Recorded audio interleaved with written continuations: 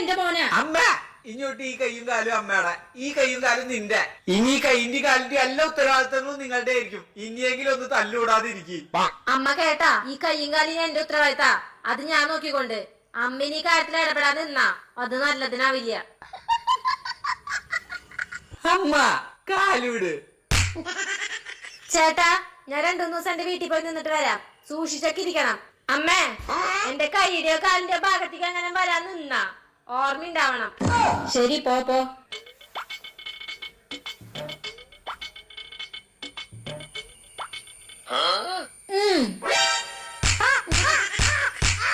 ചേട്ടാ, ഞാൻ വന്നു. അയ്യോ, എന്താ പറ്റിയ? എടി, നിന്നോടുള്ള ദേഷ്യം കാരണം അമ്മ എന്റെ കൈയും കാലും തല്ലി അടിച്ചടി. ഈ തള്ളനെ ഞാനൊരു പാഠം പഠിപ്പിക്കും.